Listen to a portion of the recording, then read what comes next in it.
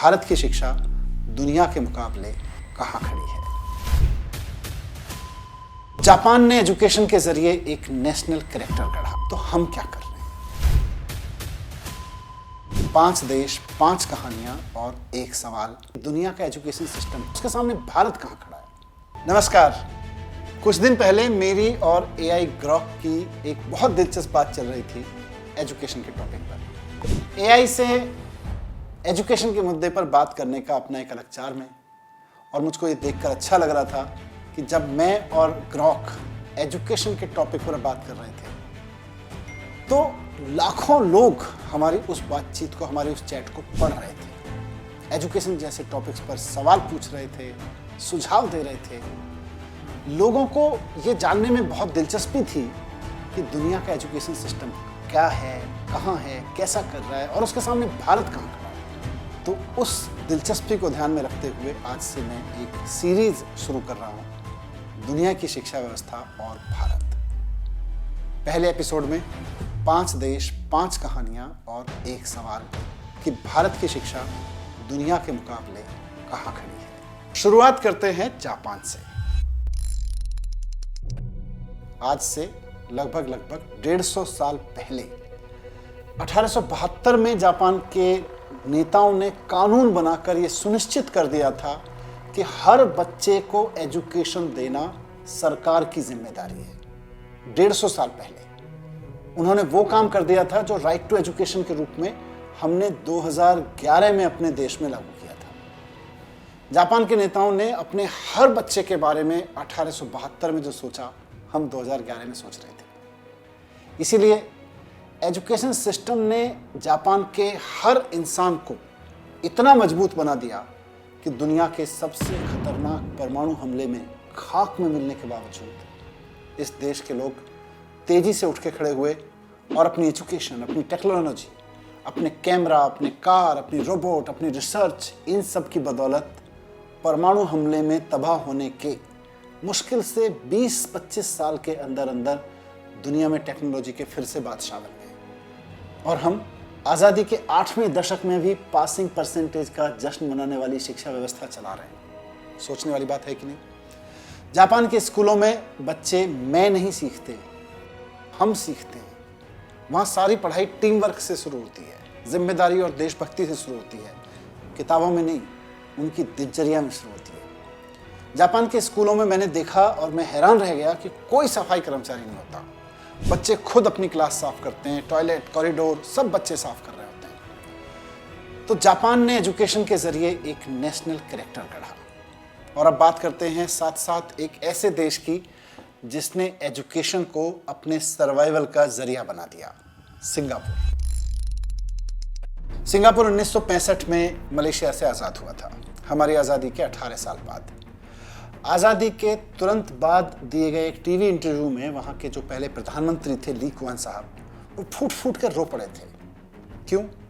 क्योंकि आज़ादी के समय सिंगापुर के पास ना तो खेती के लिए ज़मीन थी, ना पीने लायक पानी था, ना कोई मिनरल था, ना कोई नेचुरल रिसोर्स था, ना पैसा था।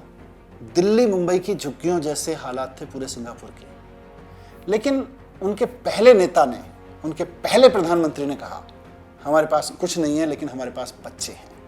हम अपने बच्चों को इतनी शानदार शिक्षा देंगे कि उनके दम पर एक नया सिंगापुर खड़ा होगा। और यही हुआ। इंजीनियर से लेके सड़क साफ करने वाले सफाई कर्मचारी तक सिंगापुर में आज सबको सबसे शानदार शिक्षा मिलती है। इंजीनियर को तो मिलती है, सफाई कर्मचारी को भी उतनी शानदार शिक्षा मिलती है। और उन्होंने सिंगापुर के हर बच्चे को शानदार एजुकेशन देने के लिए जो भी ज़रूरी था वो सब किया।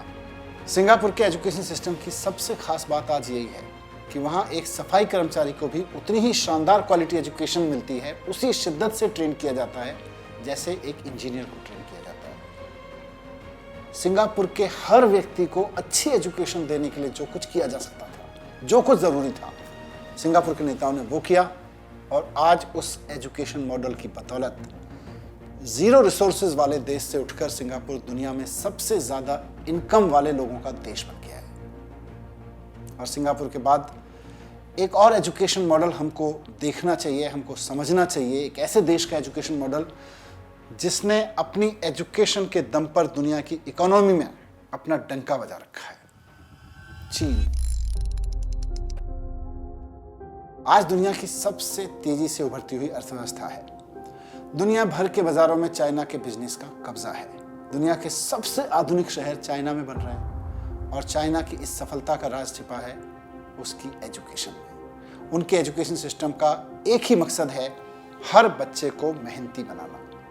चाइना कहता है कि हम किसी बच्चे को कितना टैलेंटेड बनाएंगे, सवाल ये नहीं है, हम किस बच्चे को कितना मेहनती बनाएंगे, हमारा एजुकेशन सिस्टम इस बात पे है। किसी भी बच्चे के अंदर आलस से बचना नहीं चाहिए। चाइना के स्कूलों के जो बच्चों के रिपोर्ट कार्ड्स होते हैं उनमें यह नहीं बताया जाता कि बच्चा कितना इंटेलिजेंट है, ये तो हर सब्जेक्ट के बारे में होता ही होता है, लेकिन ये भी बताया जाता है कि बच्चा कितना मेहनती है। हमारे देश में हम अपने बच्चों का रिपोर्ट कार्ड देखते हैं तो हम पूछते हैं ओके कुल कितने परसेंटेज हैं, और चाइना में पूछा जाता है कितने परसेंट लाए, लेकिन इतना परसेंट लाने के लिए मेहनत कितनी की ये भी उनके रिपोर्ट कार्ड में लिखा होता है। और चाइना के एजुकेशन सिस्टम की एक और ख़ास बात जो मुझे लगती है वो है कि उनका एजुकेशन सिस्टम सिर्फ बच्चों से ही मेहनत नहीं कराता, माँ बाप से भी मेहनत कराता है, पेरेंट्स से बराबर की मेहनत कराता है। हर एक पेरेंट को अपने बच्चे के स्कूल से दिन में कम 10 मैसेज तो आते हैं।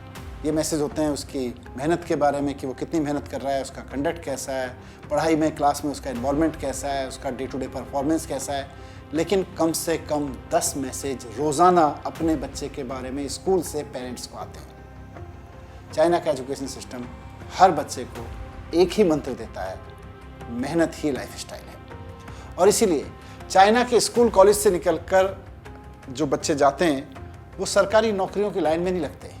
वो सोचते हैं कि अपनी मेहनत से दुनिया के किस मार्केट में अपनी धाक जमाई जाए। एक और देश की बात करते हैं। चाइना की अगर खासियत यह है कि उसका सामान दुनिया के हर बाजार में मिलता है, तो एक और देश है जिसके स्कूलों में और कॉलेजों में दुनिया के हर देश के बच्चे मिलते हैं, वो देश है कनाडा।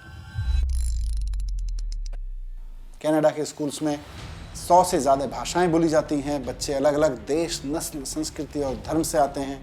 लेकिन कनाडा का जो एजुकेशन सिस्टम है इस डाइवर्सिटी से डरता नहीं है कि हमारे पास तो दुनिया भर के बच्चे आते हैं, कुछ अच्छे होते हैं, कुछ अच्छे नहीं होते पढ़ाई में। वो इसको एक चुनौती नहीं मानते, वो इसको एक अवसर मानते हैं। कनाडा के एजुकेशन सिस्टम की खास बात यह है कि कनाडा की संसद एजुकेशन के लक्ष्य निर्धारित करती है। संसद तय करती है कि देश के हर बच्चे में स्कूल कॉलेज के जरिए किस उम्र तक कौन सी योग्यता विकसित हो जानी चाहिए। और सारे स्कूल कॉलेज दुनिया भर के सब्जेक्ट्स में तो बच्चे को एक्सपर्ट बनाते ही हैं, जैसा हम भी बनाते हैं, लेकिन कनाडा के स्कूल संसद द्वारा तय किए गए लक्ष्य जैसे कि leadership, presentation skills, communication, vision building, strategic planning, community building, ये सारे गुण भी हर बच्चे में विकसित करते हैं। अगर हम अपने देश के एजुकेशन सिस्टम को देखें तो यहाँ लीडरशिप, कम्युनिकेशन, प्रेजेंटेशन स्किल जैसे विषय एक्स्ट्रा करिकुलर एक्टिविटीज़ माने जाते हैं, लेकिन कनाडा में लीडरशिप उनके मेन करिकुलम का हिस्सा है। इसीलिए वो आज दुनिया के एजुकेशन लीडर्स हैं। और अब बात फिनलैंड की।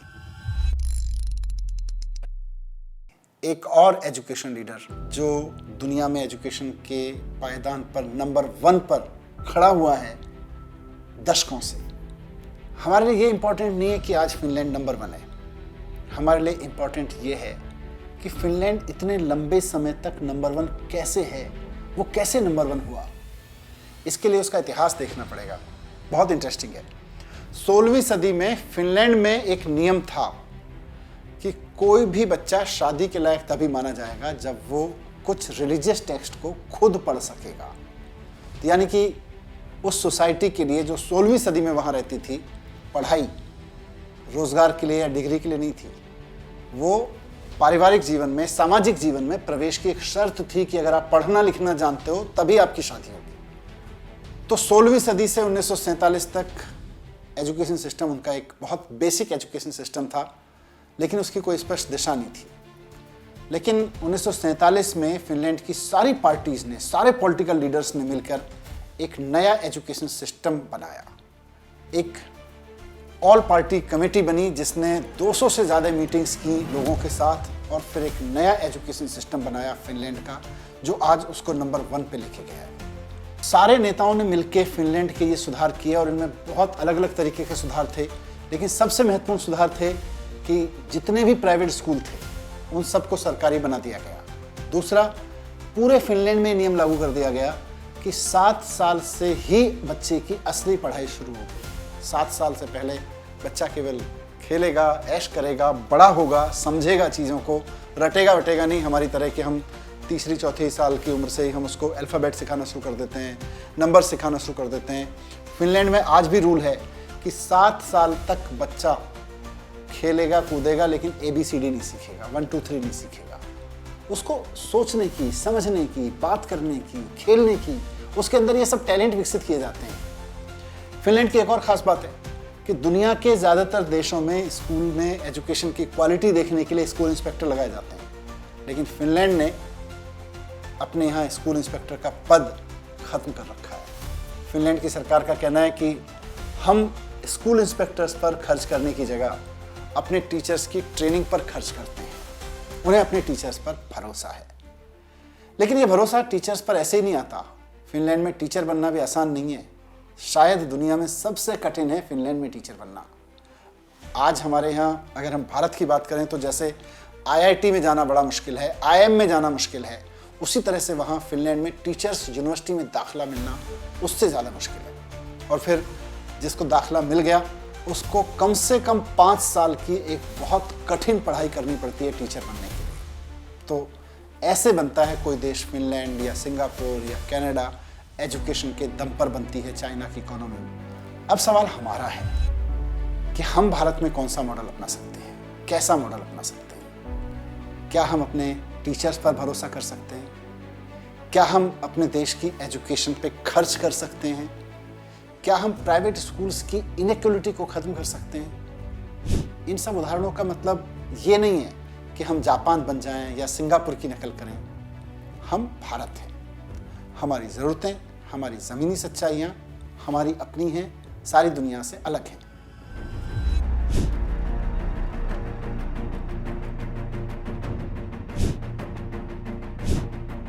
देश तब बदलेगा जब शिक्षा बदलेगी, और शिक्षा तब बदलेगी जब नेताओं की सोच बदलेगी। और अगर नेताओं की सोच ना बदले तो नेता बदल दो। ये एक भारतीय होने के नाते हमारा और आपका काम है। हम और आप अपने बच्चों के लिए जैसी शिक्षा चाहते हैं वैसा ही नेता हमको चुनना पड़ेगा। ये वीडियो बनाने का मेरा यही मकसद था। जय हिंद।